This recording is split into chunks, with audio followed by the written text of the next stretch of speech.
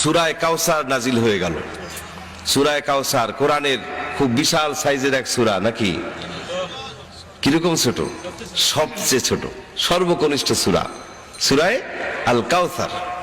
আসুন একবার তেলাওয়াত করি। প্রতিটা হরফে হরফে 10-10 করে নেকি আমলনামায় লেখা হয়ে যাবে।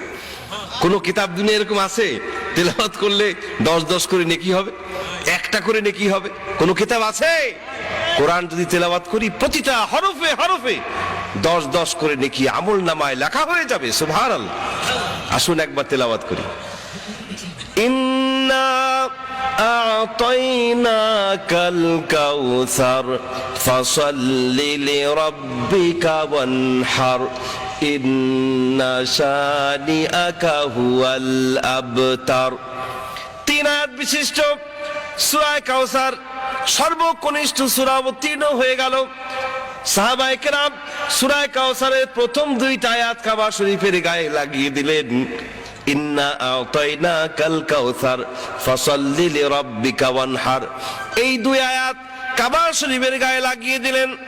আর ঘোষণা করলেন, ও মুশরিকেরা, তোমরা তো লম্বা লম্বা কথা বলো, আল্লাহ রাব্বুল আলামিন তোমাদেরকে একটি সূরা বানিয়ে আনবার জন্য চ্যালেঞ্জ দিয়েছিলেন, ওই চ্যালেঞ্জের মোকাবেলা তোমরা করতে পারো নাই, অথচ এখনো বলছো কোরআন নাকি মুহাম্মদ রাসূল করিম সাল্লাল্লাহু আলাইহি ওয়াসাল্লামের বানানো কিতাব, সূরা বানানোর দরকার নাই। এবার তোমাদেরকে আমরা ছোট্ট একটা চ্যালেঞ্জ দিচ্ছি। ছোট্ট সূরা কাউসার অবতীর্ণ হয়েছে। সূরা কাউসারের প্রথম 2টা আয়াত কাবা শরীফের গায়ে লাগিয়ে দিলাম। শেষ আয়াতখানি, ছোট্ট আয়াত, শেষ আয়াতখানি আমাদের কাছে রেখে দিলাম। এইবার পারলে তোমরা ওই একটা লাইন, একটা আয়াত অর্থের দিক থেকে মিলিয়ে রচনা করে ওখানে লাগিয়ে দিয়ে যাও। দেখি তোমরা কত বড় কবি হয়েছো, সাহিত্যিক হয়েছো। একটা লাইন, একটা আয়াত পারলে বানাও।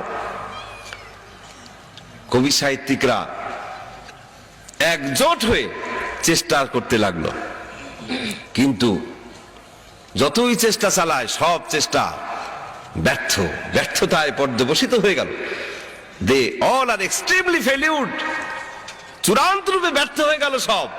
শেষ পর্যন্ত এই ব্যর্থ কবি সাহিত্যিকদের দল চলে গেল ওই যুগের সেরা কবি, প্রধান কবি লাবিদের কাছে।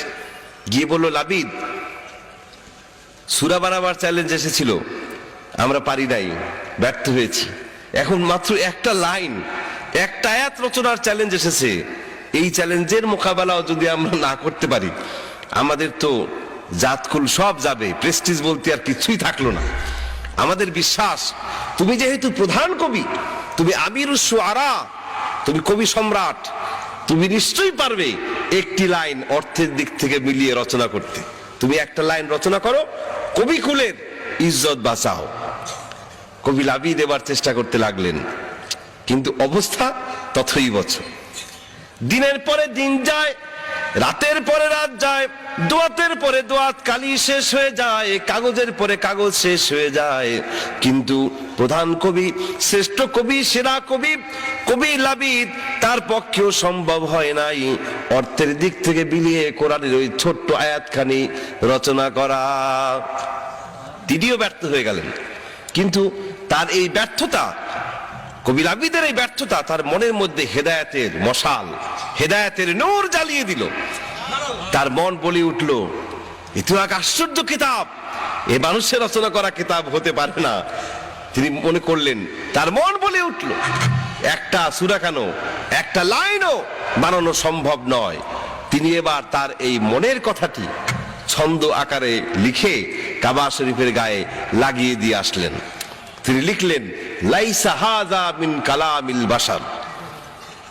অর্থ মিলাতে পারেন নাই, কিন্তু খুব উঁচু মাপের কবি তো, ছন্দ মিলিয়ে মনের কথা লিখিয়ে দিয়ে এসেছেন।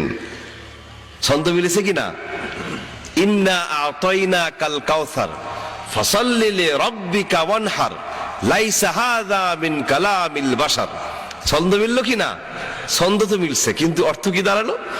অর্থ যা দাঁড়ায়, এই অর্থ দিয়ে কবি লাবিদ গোটা বিশ্ববাসীকে জানিয়ে দিল, ও বিশ্বের মানুষেরা, আরবি সাহিত্যের চরম উৎকর্ষের যুগে আরবের সমস্ত কবিকুল আমরা ব্যর্থ হয়ে গিয়েছি, কোরআনের একটা লাইনও বানাতে পারি নাই। আর কেন বানাতে পারি নাই জানো? তার কারণ হচ্ছে লাইসা হাযা মিন কালামিল বাশার, এটা কোনো মানুষের রচনা করা কিতাব নয়। লাইসা হাযা মিন কালামিল বাশার, এই কথার অর্থ হচ্ছে এটা কোনো মানুষের রচনা করা কিতাব নয়। কবি লাবিদ এবং তার দলবল একযোগে আল্লাহর পেয়ার হাবিবের দরবারে গিয়ে ব্যর্থতা স্বীকার করে কালেমা পড়ে ইসলাম কবুল করে নিয়েছিল। মানুষের কথা গেল, সেই যুগের মানুষ আর এই যুগের মানুষ, চিন্তাশীল বোদ্ধা সবাই স্বীকার করে নিয়েছে। কোরআন নিয়ে যারা একটুখানি চিন্তা গবেষণা করেছে তারাই স্বীকার করে নিয়েছে কোরআন মানুষের তৈরি করা কিতাব নয়। এবার দেখুন জিন জাতি অদৃশ্য এক জাতি, এই জাতিটাকে দেখা যায় না, সেই জাতিও ইসলাম কবুল করে নিয়েছিল, আল্লাহর দ্বীনকে মেনে নিয়েছিল। কিভাবে? জিন জাতি হাজার হাজার বছর বয়স পায়। রাসূল করিম সাল্লাল্লাহু আলাইহি ওয়াসাল্লামের যুগের জিন আজকের এই দিন পর্যন্ত জীবিত থাকতে পারে, আশ্চর্যান্বিত হবার মতো কোনো বিষয় নয়।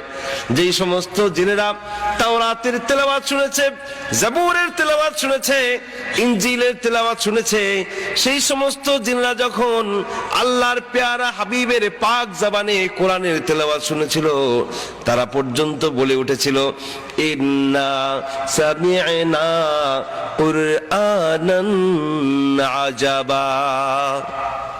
জিন জাতি কোরআনের তেলাওয়াত শুনে বলেছে ইন্না সামি'না কুরআনান আজাবা, কি আশ্চর্য কিতাব, হোয়াট এ মিরাকল, কি এক অলৌকিক গ্রন্থের তেলাওয়াত আমরা শুনলাম। এত গ্রন্থের তেলাওয়াত শুনেছি, পাঠ শুনেছি, কিন্তু এরকম আশ্চর্যজনক গ্রন্থের তেলাওয়াত বা পাঠ এর আগে তো আমরা শুনি নাই। ওই জিন জাতীয় আল্লাহর পেয়ারা হাবিবের দরবারে গিয়ে কালেমা পড়ে ইসলাম কবুল করে নিয়েছিল। সুবহানাল্লাহ। তো মানুষ গেল, জিন জাতি গেল,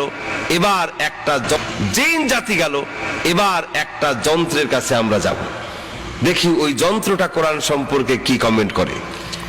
এই যন্ত্র গম ডাল ভাঙানোর যন্ত্র না, এটি তিল ভুসি পেশার যন্ত্র নয়। এই যন্ত্র হচ্ছে এমন এক শক্তিশালী যন্ত্র, যেই যন্ত্র দুনিয়ার এমন কোন জটিল হিসাব নাই যা সে করতে না পারে। ওই যন্ত্রের দৌরাত্ম্য এত দূরে, সেই মার্স প্ল্যানেট মঙ্গল গ্রহে পর্যন্ত রকেট পাঠিয়ে দিয়েছে, মনুষ্যবিহীন রকেট, কোনো মানুষ নাই রকেটে। মঙ্গল গ্রহে রকেট সেখানে ল্যান্ড করলো, সেখানকার ছবি টবি তুলে দুনিয়ার মাটিতে পাঠালো। আমেরিকার মহাশূন্য গবেষণাগার নাসায় বসে বিজ্ঞানীরা ওই মঙ্গল গ্রহটাকে যেন হাতের মুঠোয় নিয়ে আসলো। এই সব কর্মকাণ্ড পরিচালনা করলো যে যন্ত্রটি, সেই যন্ত্রের কি নাম? কম্পিউটার। বিজ্ঞানের বিস্ময়কর আবিষ্কার কম্পিউটার। এই কম্পিউটারের ভিতরে কম্পিউটার সায়েন্টিস্টরা কোরআনুল কারীমের ডাটা, কোরআনের উপাত্ত, কোরআনের 6666টি আয়াতে কারিমা ঢুকিয়ে দিল। পাশাপাশি মানুষের ব্রেইনের যে ধারণ ক্ষমতা, মানুষের যে উদ্ভাবনী ক্ষমতা, রচনা করার ক্ষমতা, এর একটা স্ট্যাটিস্টিক্স জানিয়ে দিল। আর প্রশ্ন রাখলো, বলল কম্পিউটার তোমার মধ্যে যে গ্রন্থখানি আমি দিয়েছি, এই গ্রন্থখানি দাবি করছে এটা নাকি দুনিয়ার কোনো মানুষ লেখে নাই। আচ্ছা তুমি বলো, বিজ্ঞানের এই চরম উৎকর্ষের যুগে এরকম ইলজিক কথা আমরা কি করে মানতে পারি? যে কিতাব, যে গ্রন্থ মানুষ লেখে নাই, সেই গ্রন্থ আসলো থেকে?